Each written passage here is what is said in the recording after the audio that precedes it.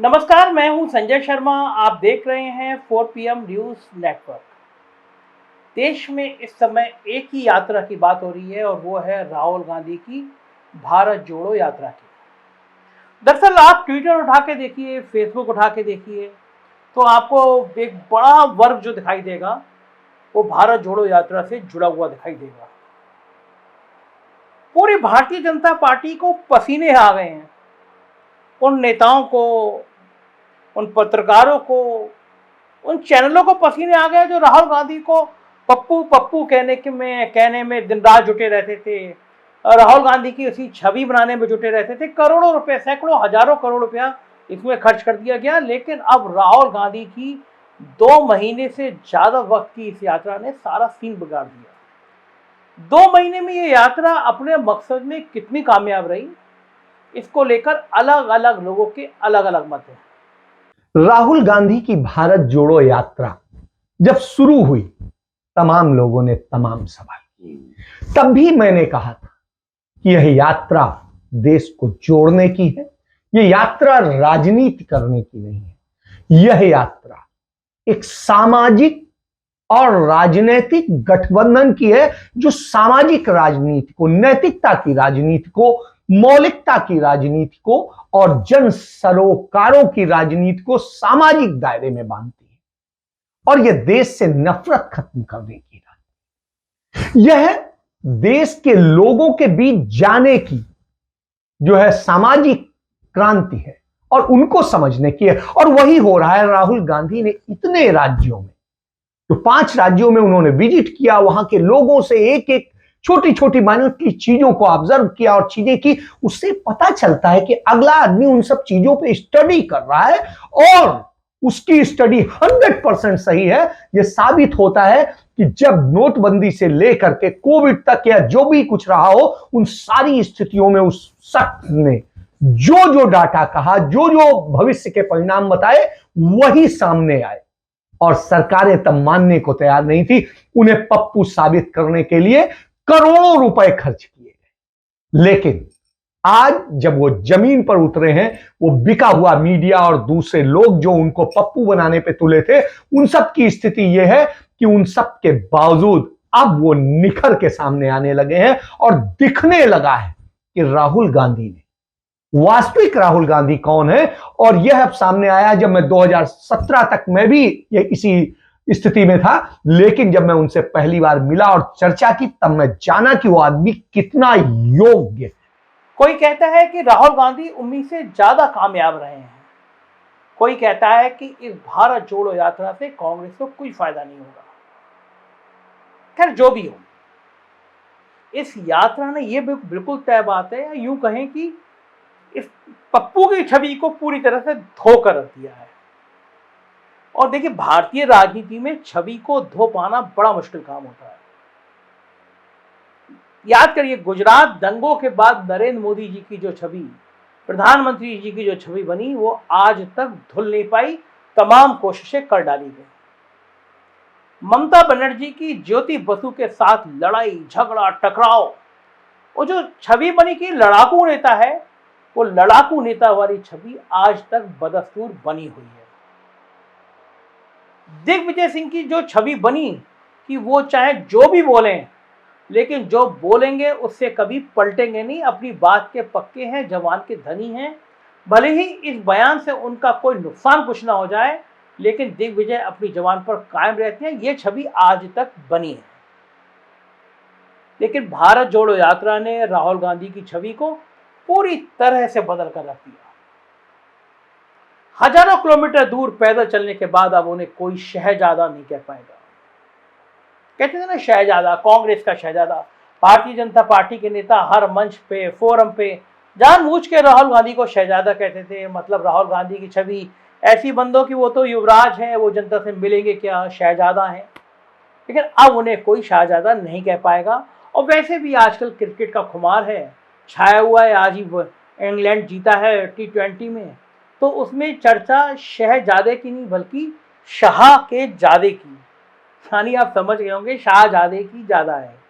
भारत की हार के लिए भी कई लोग शाहजादे के BCCI को बढ़ते दखल का जिम्मेदार मानते हैं। तो रही बात पप्पू छवि की, तो वो छवि बनाने वाले एक महाशय नवजोत सिंह सिद्धू कांग्रेस में आ गए और अंततः जेल की सजा काट रहे हैं। एक जनाब संबित पात्रा जी मोदी लहर में भी पुरी से चुनाव हारकर वापस अपने तीर्थ स्थल नोएडा फिल्म सिटी पर पहुंच गए हैं और आजकल वो अपने तीर्थ स्थल पर बेखौफ होकर जा भी रहे हैं, क्योंकि जिस कन्हैया फोबिया से वो ग्रसित हैं वो आजकल नोएडा फिल्म सिटी की गोदी मीडिया डिबेट से दूर भारत जोड़ो यात्रा में लगे हुए हैं। क्योंकि जब मंच पे दोनों आते हैं कन्हैया और संबित पात्रा, तो कन्हैया संबित पात्रा की जमकर धुलाई कर देते हैं, सब देखते हैं।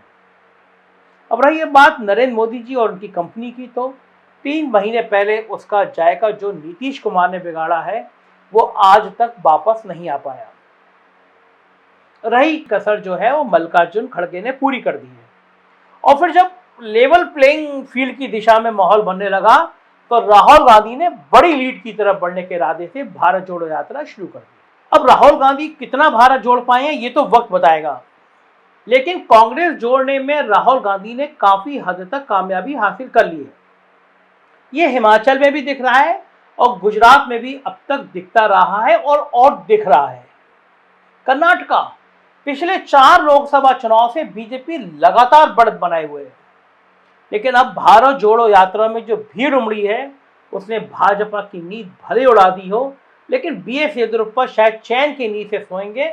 उनके दिल में जो आग धड़क रही है, उनको लग रहा है कि अब कांग्रेस जब इतनी भीड़ जुटा रही है तो बीजेपी को फिर उनकी याद जरूर आएगी। महाराष्ट्र में राहुल की यात्रा ने एकनाथ शिंदे और देवेंद्र फडणवीस की सरकार में नाक में दम जरूर कर दिया। इसको ईडी सरकार कहते हैं। यहाँ तो पहले ही भाजपा उपचुनाव तक लड़ने की हिम्मत नहीं जुटा पा रही थी। आपको याद होगा अभी जो चुनाव हुआ उपचुनाव का, बीजेपी ने कैंडिडेट हटा दिया और इसी बीच आदित्य ठाकरे, याद है ना आपको, जब आज तक पे कभी अंजना कश्यप ने टीवी पर सरेशाम कहा था कि ये शिवसेना का राहुल गांधी साबित होगा, लिख कर रख लीजिए, वो लीक हो गया था, बाद में अंजना जी ने माफी मांगी थी।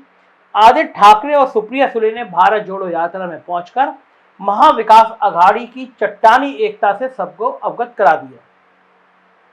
अब तो भाजपा को समझ नहीं आ रहा कि महाराष्ट्र सरकार को चलाए या गिरा दे, क्योंकि जितने दिन ये सरकार चलेगी विपक्ष का लाभ बढ़ता चला जाएगा।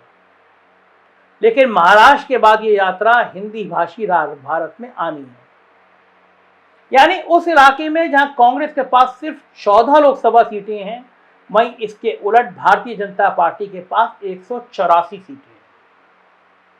ठीक है, 14 बनाम 184।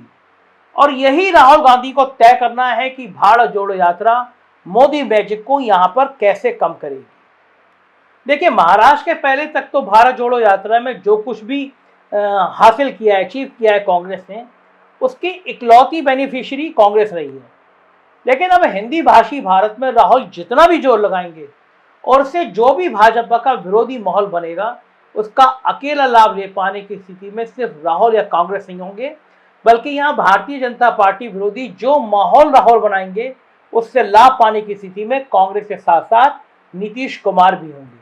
तो और नीतीश कुमार बिहार में होंगे तो उत्तर प्रदेश में अखिलेश यादव भी होंगे, जयंत चौधरी भी होंगे तो चौटाला भी होंगे, अरविंद केजरीवाल भी होंगे तो हेमंत सोरेन भी होंगे। संभवतः इस वास्तविकता को समझते हुए भी आज भारत जोड़ो यात्रा के संयोजक दिग्विजय सिंह पटना पहुंचे हैं। आने वाले वक्त में इसी तरह लखनऊ को लेकर भी कांग्रेस की कोई मुकम्मल रणनीति बनेगी, क्योंकि उत्तर प्रदेश में कांग्रेस की हालत बहुत खराब है। प्रियंका गांधी की टीम ने प्रियंका गांधी की नाक कटा रखी है, बहुत विद्रोह की स्थिति है, बगावत है, लोग गायब हैं, लोग परेशान हैं कि उत्तर प्रदेश में हो क्या रहा है।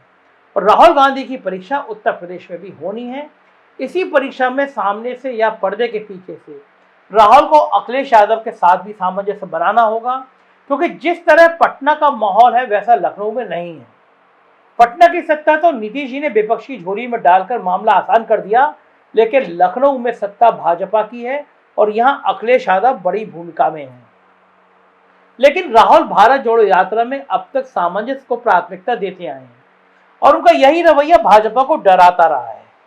कांग्रेस और बाकी विपक्षी दलों में जितना सामंजस्य बढ़ेगा, मोदी एंड कंपनी की 2024 में 200 लोकसभा सीटों तक पहुंचने के अरमान उतने ही धूमिल होते चले जाएंगे। और यही राहुल के बदले हुए रवैये और बदले हुए छवि का सबसे पहला रिजल्ट है। एक पूरे देश में वातावरण तो बना दिया भारत जोड़ो यात्रा ने।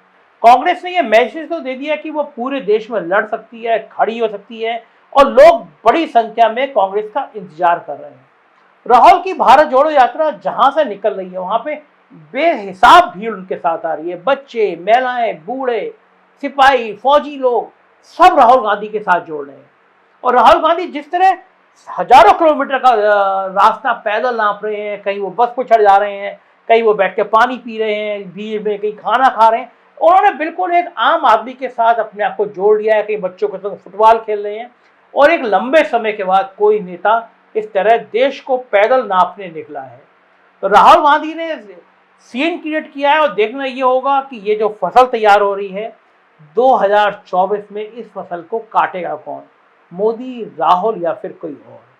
जो भी होगा, राजनीति पे हमारी निगाह बनी रहेगी। देखते रहिए 4 PM। उत्तर प्रदेश की खबरें देखना हो तो 4 PM यूपी, और बिहार की खबरें देखना हो तो 4 PM बिहार। सब्सक्राइब करिएगा। शुक्रिया, थैंक यू।